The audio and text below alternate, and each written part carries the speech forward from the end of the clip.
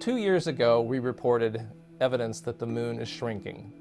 Now we've found evidence that the moon is actually being pulled apart, forming features called graben. So the shrinking moon, it turns out, is not shrinking everywhere. Some places the moon is actually expanding by a little bit.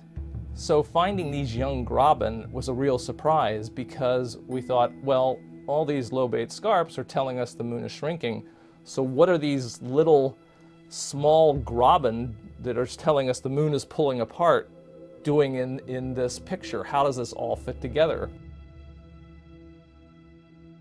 All that's related to how the moon has evolved, how the moon has lost heat over its 4.5 billion year history.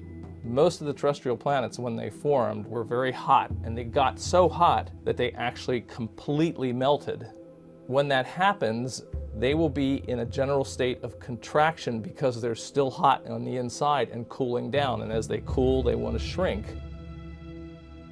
Only the outer part of the moon melted, forming what is called a magma ocean. And in that model, the balance of stresses or forces that are acting on the moon would allow us to form both these small lobate scarps that show contraction, as well as these small graben that show the moon being pulled apart.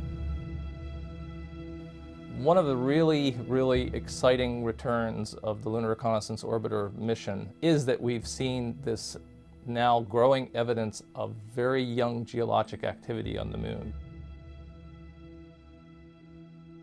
Many people have felt that the moon was pretty much geologically dead, and what we're finding is that that's totally wrong, that the moon appears to be geologically active now.